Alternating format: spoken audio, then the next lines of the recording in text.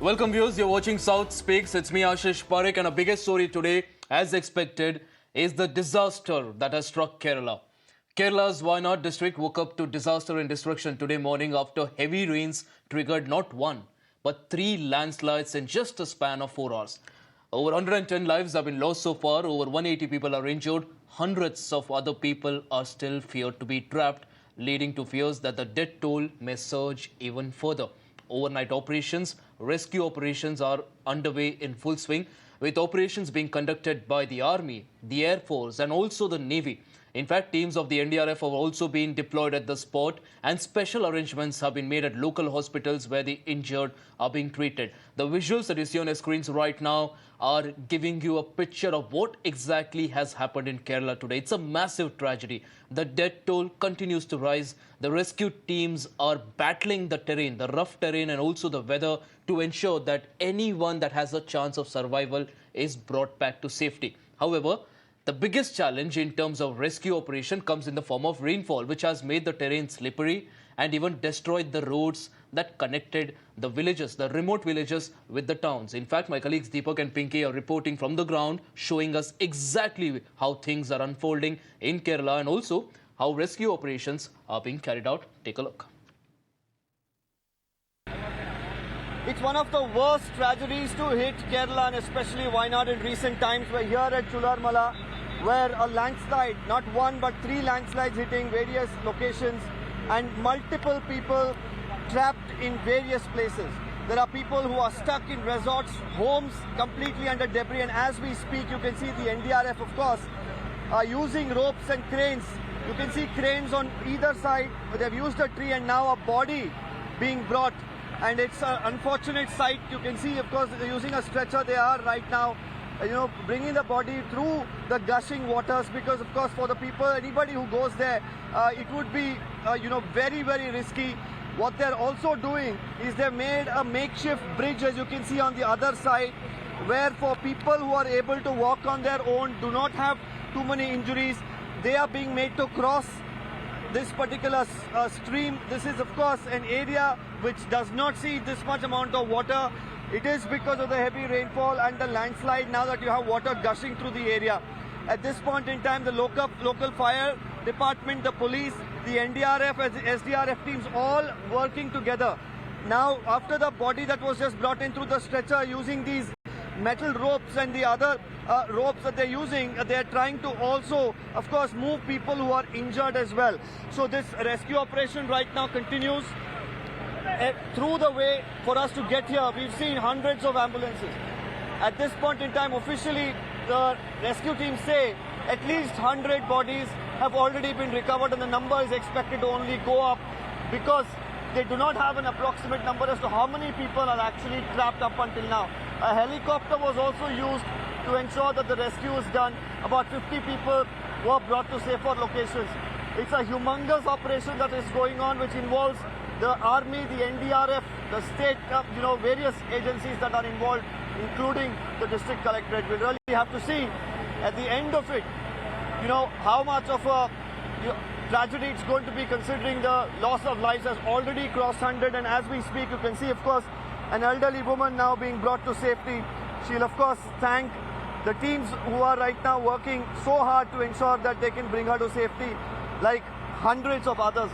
While, of course, we've seen loss of lives, the rescue teams working here and the kind of efforts that they're putting in also, of course, gives a ray of hope to the people here. Rescue operations currently in full swing. The NDRF, along with, the Kerala Fire Department, Civil Defence and the SDRF are working to rescue people. As you can see here, they've built a ropeway of sorts through which, of course, they're rescuing people who are trapped in neighbouring villages and also trapped under the debris. Unfortunately, of course, for the rescue teams here, there have been instances where they've even been bringing dead bodies through the zip line, but it is of course good to see now. This is a person who's been able to come through the zip line by himself, and he's now been rescued, and he will of course be taken to a camp right now where he will be given any sort of medication he requires, good warm food, because these are people who've been stuck there now in the rain, fighting it out for a long time. Here you can see, of course, because he's aged and it looks like he's sustained injuries, they're putting him on a stretcher at this point in time. And from here, he will be taken in an ambulance towards some of the towns here, be it Kalpetta, Sultan Bateri, Mepadi or Manandwadi and others. This particular stretch, you can see, of course, multiple zip lines of sorts have been created, using which they are moving people. Let me in fact show you, this is the road that goes to the villages, of course, that have come under the landslide. The landslide began about 4 kilometers, is what the locals tell me, from the location that I'm standing at right now. And you can see the water, of course, gushing in, and more importantly for the people who are able to walk on their own, there is also another, there is another bridge of sorts that has been created, and people are being made to walk across that stretch. This entire area at this point in time filled with rescue teams from Kerala, from the NDRF, the army as well is working in certain locations. We've just been told that a military chopper as well rescued some people. So of course, extensive efforts currently underway. If for me to rescue only like some serious injuries, only some 6 or 7. Other people's all are like, most of them are like dead already. Most of them are like chest injuries, spine injuries and some like minor wounds, like and some bleeding spots, that's all.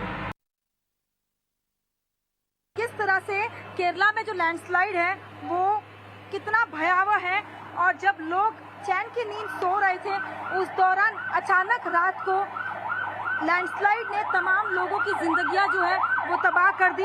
ये जो मलबा आप देख रहे हैं, यहाँ पर हमारे लिए भी चलना काफी मुश्किल हो रहा है, और ऐसे में आप सोच सकते हैं कि रेस्क्यू टीम्स के लिए ये कितना मुश्किल होगा, क्योंकि लगातार बारिश हो रही है जिसके कारण इस तरह का ये मलबा जो है वो एक बड़ी चुनौती बनकर उभर रहा है। लेकिन इन तमाम चुनौतियों को पार कर रेस्क्यू टीम्स ये सुनिश्चित कर रही हैं कि किसी तरह से ज़्यादा लोगों को जो है सुरक्षित निकाला जाए, और इन एम्बुलेंसेस के जरिए जो है उन्हें अस्पताल पहुंचाया जाए, ये लगातार सुनिश्चित किया जा रहा है।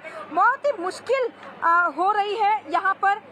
ये जो तस्वीरें आप देख रहे हैं, इस मलबे को पार करना हमारे लिए इतना आसान नहीं है, तो ये अनुमान हम ज़रूर लगा सकते हैं कि रेस्क्यू टीम्स के लिए ये कितना मुश्किल होगा। इन एम्बुलेंसेस के ज़रिए जो है घायलों को आप देख सकते हैं, इस तरह से एम्बुलेंस में बिठाकर उन्हें अस्पताल पहुंचाने की कोशिश जो है वो लगातार की जा रही है। और ये तस्वीरें हैं जो हम इस वक्त आपको स्पॉट से दिखा रहे हैं कि तमाम चुनौतियों के बावजूद जो है रेस्क्यू टीम्स किस तरह से लोगों को सुरक्षित बाहर निकालने के लिए काम कर रही है। उनकी प्रायोरिटी यही है कि जल्द से जल्द तमाम लोगों को जो है सुरक्षित बाहर निकाला जा सके। बहुत ही दुखद लैंडस्लाइड, जहां पर लोग जब देर रात को सो रहे थे उस वक्त अचानक इस लैंडस्लाइड ने न जाने कितनों की जिंदगियां तबाह कर दी। ये जो मलबा आप इस वक्त देख रहे हैं ये बहुत ही ज्यादा मुश्किल हो रहा है, और उसके बावजूद तमाम जो टीम्स है वो लगातार यहाँ पर जुटी हुई है। भैया, कितना मुश्किल हो रहा है, लगातार बारिश हो रही है, ये मलबा इतना ज्यादा है, कितना मुश्किल हो रहा है आपके लिए? मुश्किल तो काफी हो रहा है, लेकिन मुश्किल से हम इसको परवार नहीं कहा करें। हम चाहते हैं तो और बाकी दुनिया की सेव हो जाए, और अच्छा से जितने लोग को वहाँ पे है वहाँ से अच्छा तरीके से उनको यहाँ पर सही सलामत करा जाए, वो हमारा उम्मीद है। और हम लगा रहेंगे, आगे तक लगते रहेंगे जब तक खत्म नहीं हुआ है, और इनके लिए हम इतना ही करेंगे कोशिश। जय जवान जय किसान। देखिए, तो ये स्पिरिट है, ये हमारे इंडियन आर्मी की स्पिरिट है कि लगातार जो है लोगों को निकाल रहे हैं सुरक्षित। तमाम चुनौतियों के बावजूद वे पूरी तरह से ये सुनिश्चित कर रहे हैं कि जल्द से जल्द लोगों को निकाला जा सके। और इसमें सबसे बड़ा जो है एक वॉलंटियरी जो है वो लोकल्स का भी है, जो लगातार यहाँ पर पहुंचे हुए यह सुनिश्चित करने के लिए कि एम्बुलेंसेस को जगह मिल सके। जो बेवजह लोग यहाँ पर जुट रहे हैं उन्हें जो है रोका जा सके, और पूरी तरह से रोड क्लियरेंस को लेकर जो है ये वॉलंटरली काम कर रहे हैं। Now, Wayanad has always been prone to landslides, but what exactly triggered this incident now? Wayanad has now recorded 572 mm of rainfall in just the past 48 hours. This is massive.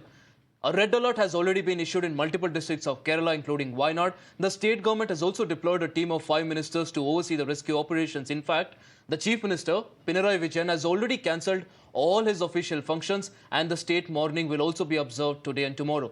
Prime Minister Narendra Modi also has spoken to the Kerala CM and assured him that every possible help will be provided by the central government. On the other hand, former Wayanad MP Rahul Gandhi also has raised the issue in the parliament today and also urged the union government to ensure that all the necessary help is provided to the state to ensure that rescue operations and also the work of rehabilitation of the affected people is carried out seamlessly. Priyanka Gandhi, who will be fighting the bipoles from Wayanad, also has urged a prompt action by the state. The brother-sister duo, in fact, will leave for Wayanad tomorrow. I have spoken to the Honourable Defence Minister and the Chief Minister of Kerala. I request the Union Government to extend all possible support for rescue and medical care, immediate release of the compensation to deceased people, if that compensation can be increased as well, restore vital transport and communication lines, set up relief at the earliest, and prepare a roadmap for the rehabilitation of the affected families. Okay. Even as I speak, the threat of landslides looms over many areas in Wayanad and the Western Ghats. Our country has witnessed an alarming rise in the landslides in the last few years. There's an urgent need for mapping of landslide-prone areas and to take up mitigation measures and an action plan to address the growing frequency of natural calamities in the ecologically fragile region. Now, this is Rahul Gandhi, of course, speaking about what's happened there. He's well aware of the situation, given the fact that he's already served as the MP of Wayanad. And even as rescue operations continue, it is very important to know that Wayanad is an ecologically sensitive zone. In fact, a 13-year-old report, the Western Ghats Ecology Expert Panel, which was led by Madhav Gadgil, had in fact specifically warned against indiscriminate quarrying and construction activities in the region. This report was ignored both by the centre and the state government. So who's to blame? We'll, of course, be talking about that and a lot more with our guests now. But before that, let's listen in to what the Kerala Chief Minister had to say. ഉറങ്ങാൻ കിടന്നവരാണ് എല്ലാവരും. ആ ഘട്ടത്തിലാണ് കുഞ്ഞുങ്ങളടക്കമുള്ളവർക്ക് നേരം പുലരുന്നതിന് മുൻപ് ഇത്തരമൊരു സംഭവത്തിൽപ്പെട്ട് ജീവൻ നഷ്ടപ്പെട്ട് മണ്ണിൽ പുതഞ്ഞു പോയത്. ഒട്ടേറെ പേർ ഒഴുകിപ്പോയിട്ടുണ്ട്. മലപ്പുറം ജില്ലയിൽ നിലമ്പൂരിനടുത്ത് പോത്തുകല്ലിൽ ചാലിയാറിൽ നിന്ന് 16ഓളം പേരുടെ മൃതദേഹങ്ങൾ കണ്ടെത്താനായി. ആദ്യ ഉരുൾപൊട്ടൽ ഇന്ന് പുലർച്ചെ 2 മണിക്കാണെന്നാണ് പൊതുവെ പറയുന്നത്. തുടർന്ന് 4:10 വീണ്ടും ഉരുൾപൊട്ടലുണ്ടായി. മേപ്പാടിയും മുണ്ടക്കൈയും ചൂരൽമല ഉൾപ്പെടെ പ്രദേശത്തെ പല സ്ഥലങ്ങളും ഇതിൻ്റെ ഭാഗമായി ഒറ്റപ്പെട്ടുപോയി. So that's the Kerala Chief Minister there talking about what exactly has happened and what the state government is doing. Of course, there's a lot of assistance by the centre government as well. But a lot of you watching right now must be wondering what went wrong. Wayanad has always been prone to landslides. There are precautions that are taken usually, but why did the death toll now reach so high? In fact, it continues to surge. To help us understand that, explain what exactly has happened there, explain who's to blame, what are the reasons to blame, and also what needs to be done, are joining our guests now. V.K. Sharma, Senior Professor and Disaster Management Consultant at the Indian Institute of Public Administration. Brigadier B.K. Khanna, former founder and also Senior Consultant at the NDMA, who's also CEO of Arise India. Krishan Mitru there, Consultant of Disaster Management and Environment, and also Jisha Surya, who's a journalist. Well, appreciate joining us on the broadcast here. It's a very sensitive topic now. All eyes across the nation are on what's happening in Wayanad right now. V.K. Sharma, I'll start with you now. Can we call this a natural disaster or is this a man-made disaster? And I'll tell you why I'm calling it that. That's because I just told you about the Madhav Gadgil report that was ignored. There's also an IIT Delhi report that came out earlier this year. It's called the National Landslide Susceptibility Map. And I'll tell you what it said. It said 59% of Wayanad is at risk of high to very high risk of landslide. A lot of such reports have been published. A lot of warnings have been given to the center and the state governments as well. But why aren't any actions taken to ensure that the death tolls are brought down or the situation is controlled in Wayanad? Actually, you rightly said that, we have very, very sensitive areas like the entire Himalaya, Western Ghats, and you referred about the Madhav Gadgil report. There are many reports actually, and everybody is saying the sensitivity of this region, and the vulnerability is known that this area is highly vulnerable for landslide. And this is not a matter of research, because Wayanad is 60%, as you rightly said, is highly vulnerable. And whenever there is high rainfall, and this is because of climate change, and this, I think we should be having that kind of preparedness for that. There is a proper protocol of preparedness, and now there is science and technology which can play a very important role, particularly in landslides. There are sensors which tell you, that this area is going to have the landslide. And here we can see that 3 landslides and the number of death toll, which has crossed 100. This is very, very unfortunate. I will say one thing, that I am also working in Sikkim, as I am Vice Chairman, Sikkim Disaster Management Authority. And we are also prone to, landslides. What we are doing is we are giving training, to the local people, to the panchayats. And these panchayats are becoming model panchayats actually. About 25 panchayats, they become model panchayats because, this is golden hour. Now NDRF, army, everybody is on the scene. But I think in case community is trained in this, you could have saved many lives. So I think this is very important that Right. the panchayats, the local bodies, the school children, the people in that area which is highly vulnerable for. And you ask a good question actually.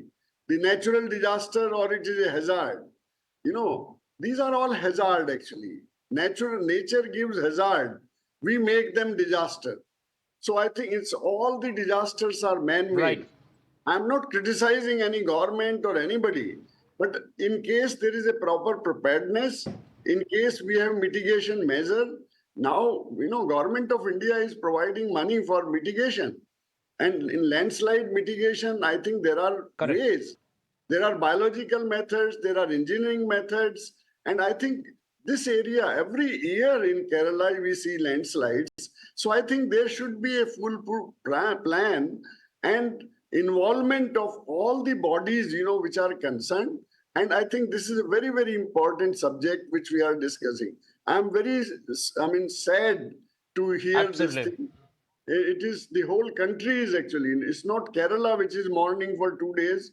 I think the whole country is very sad on the demise of these people who lost their life for, no fault of theirs. So nature, I think climate change, Absolutely. Mr. VK Sharma, like you rightly said, all of us here stand in solidarity with what's happening in Kerala, stand in solidarity with the people of Kerala right now. Our forces are doing everything that they can to ensure that every person who has a chance of survival is rescued right now. And also a very important point that you also made there is the fact that community awareness, like you are doing, the work that you're doing in Sikkim, this is also something that the IIT Delhi report pointed out, that community awareness was also lacking in Wayanad. In fact, this isn't an old report. This is a report that just came out earlier this year. I'll take this point across to Jisha Surya there, who's a journalist joining us right now. Jisha, we're of course speaking to the experts here about the technical aspects of what really has happened, how it can be mitigated, and also all the steps that can be taken right now on the policy level, on the government level. Help us understand what's the government doing down there, because a lot of reports come out, a lot of warning signs are given out. Has there been any significant step being taken in Wayanad to ensure that the number of people affected by the landslides are brought down? Because if that was done, I don't think the death toll would be so high. Yes, it is true that the Kerala government and the union government has slow pedaled on the expert panel report on the protection of Western Ghats.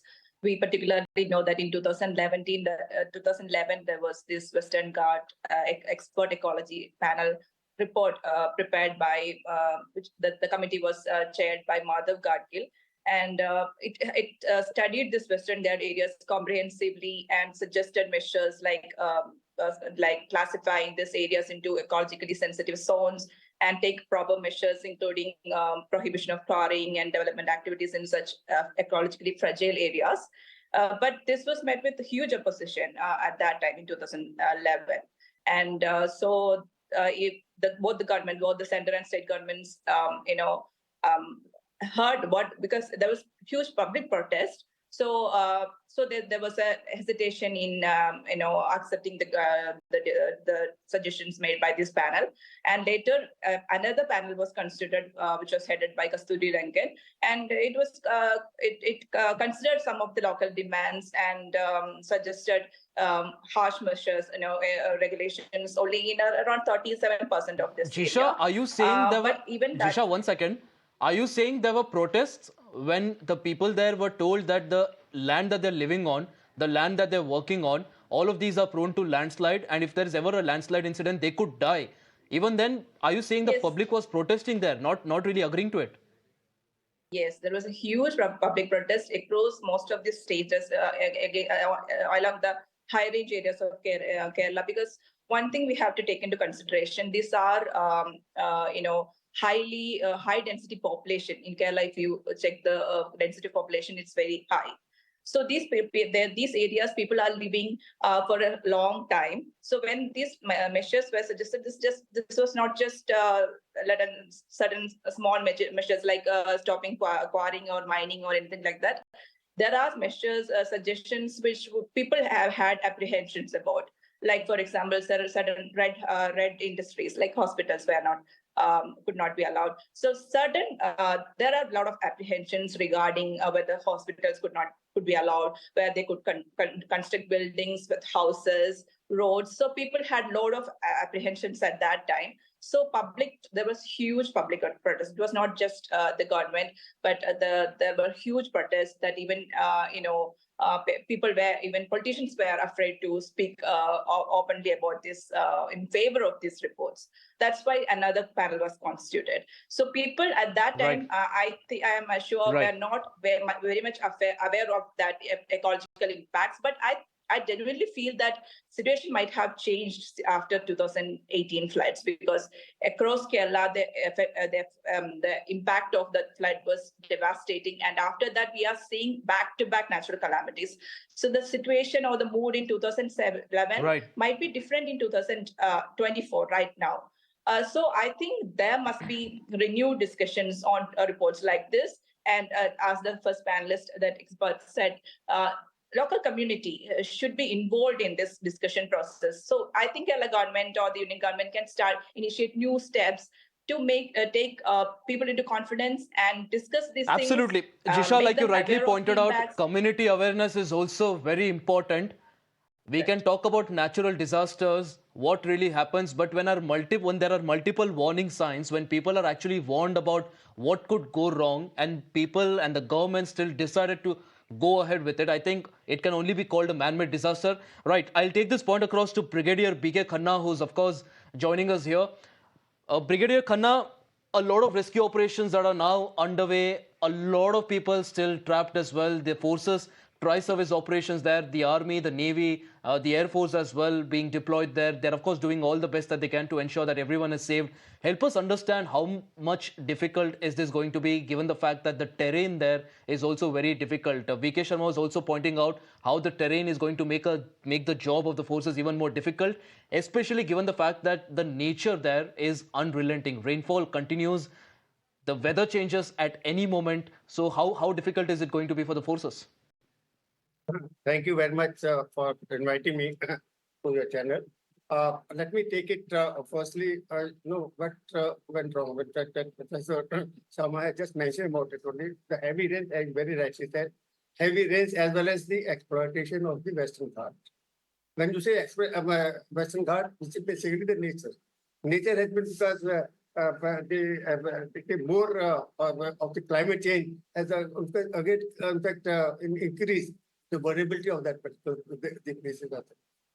Secondly, of course, I think Professor Sharma didn't, I mean, he's the one who mentioned it earlier, if I remember correctly or something. So there are a number of places there in Kerala where, of course, the rocky area underneath is not there. So there are there are slippages there also. So there is, this is a very easily, of course, the landslide can take place. So the landslide, how is it taken? If you see the area of the wayanad is a hilly area. The hilly area, the top of it, of course, the nature is giving it natural drainage. Natural drainage. Now, natural drainage will come down as soon as the rain comes. Okay, the water goes that way.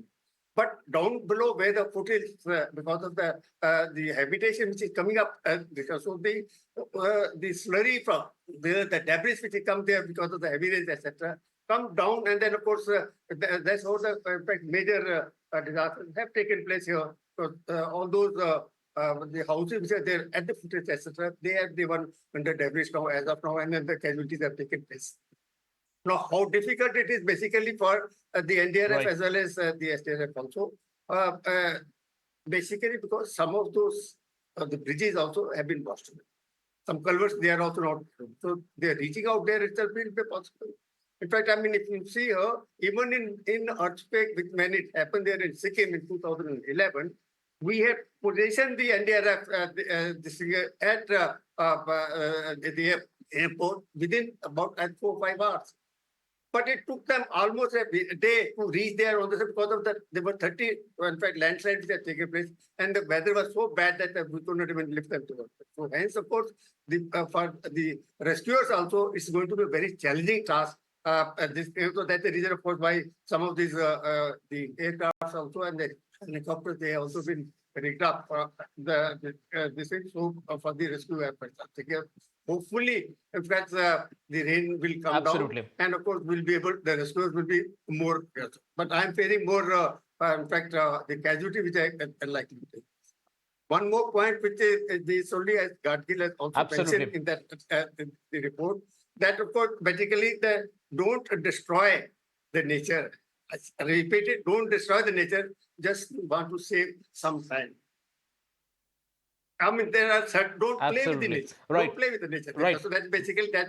Brigadier Khanna, of course, our wishes are with our forces now. They're trying all that they can. They're trying their best to ensure that everyone is brought out of safety. We are playing the visuals right now on our screens, which are, of course, showing how difficult it is to actually carry out the rescue operation there. It's not easy. There's a lot of slush as well.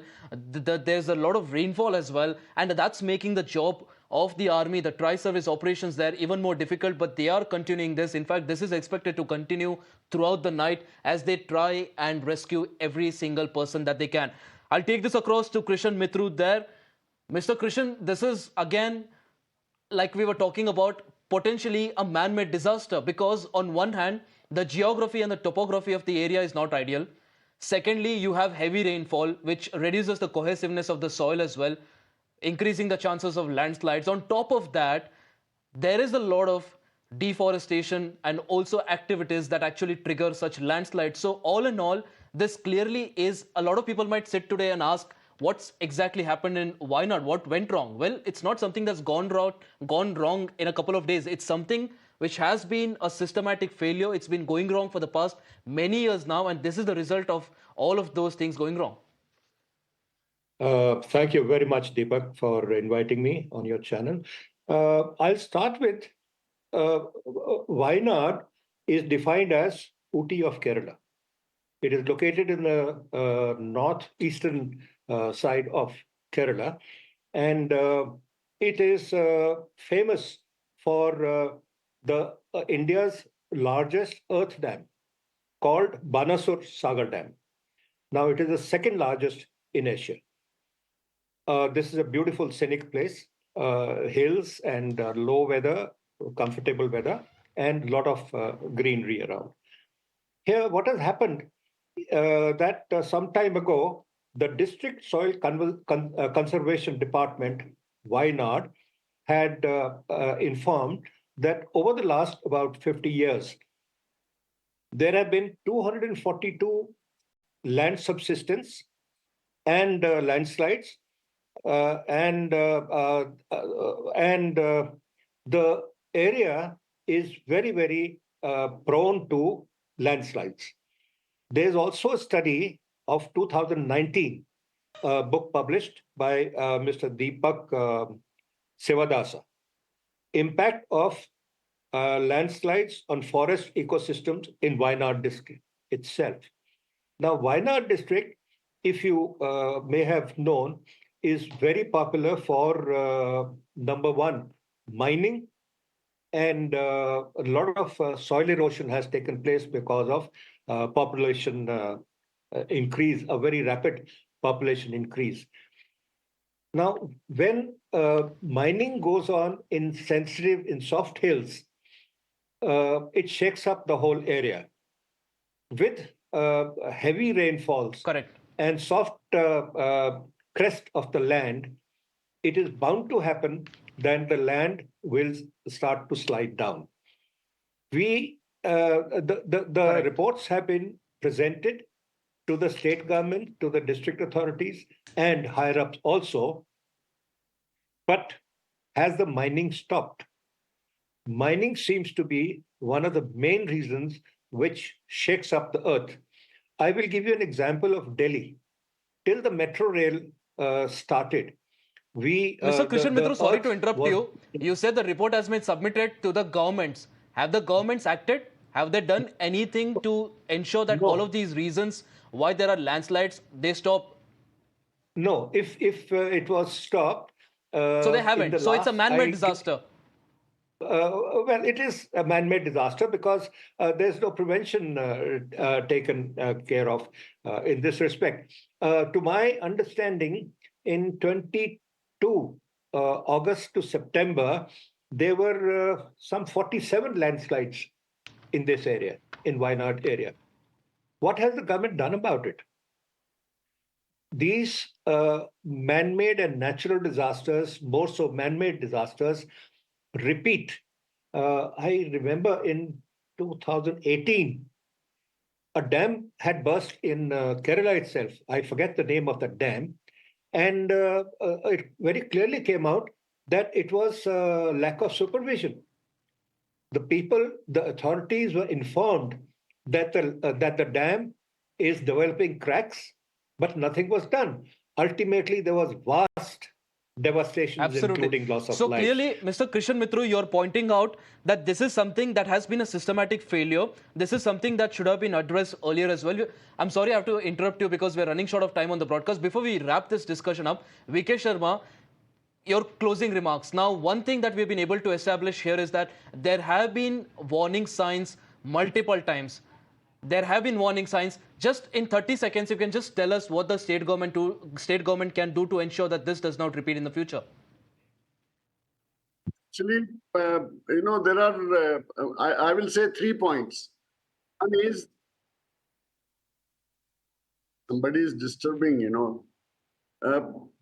actually, there are three all right, points. Mr. VK Sharma, we seem to be short of time now. My apologies to you. I think my producers are just asking me to stop because we are running short of time. But this is again, this goes on to show that this is a very important discussion, something that we need a lot more time for and something that the government really needs to pay attention to, because on multiple occasions, there have been warning signs. Appreciate my guests for joining us on the broadcast, of course, putting their insights forward as well, helping us understand what's happening in the state of